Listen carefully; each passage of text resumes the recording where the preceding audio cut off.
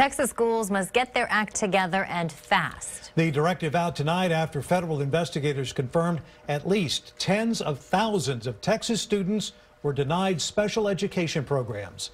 U.S. Education Secretary Betsy DeVos saying every child with a need must have access.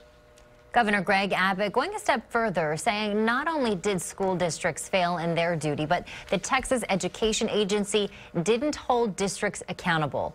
The head of the TEA, Mike Morath, answering, saying that they will address this quickly.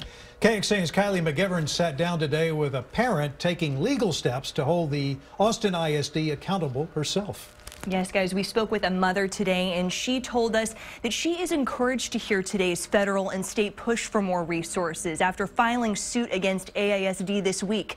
It says the district had a duty to provide her middle school son staff capable of dealing with his special needs, yet failed to do so.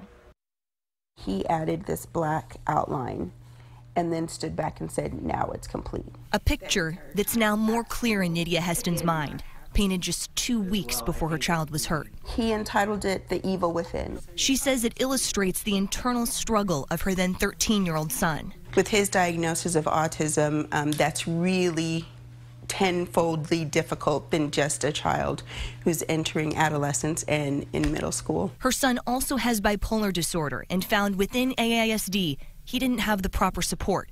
Between trying to hurt himself at school, his anger at home during that time, and a mother's gut instinct, Heston called a meeting with the school. This is happening. It's not working. What can we do differently? And 5 days later, he was hurt. The lawsuit states the person who worked with her son grew impatient and threw a garbage can straight at him. I'm shocked to see my son with the injury that he had on his face. I was confused. I said, "You're talking about a student, right?"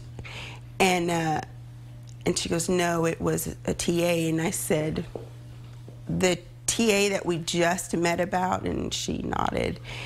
And after that, honestly, I don't remember. What she does know is this. Our primary goal is that the culture within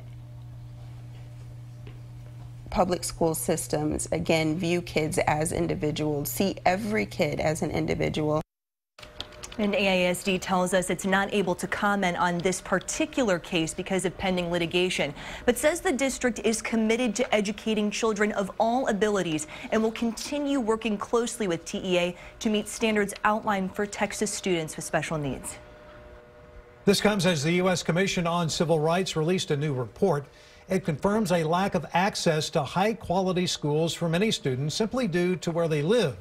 The commission voted for recommendations including Congress making it a priority to give states an incentive to adopt equitable finance systems.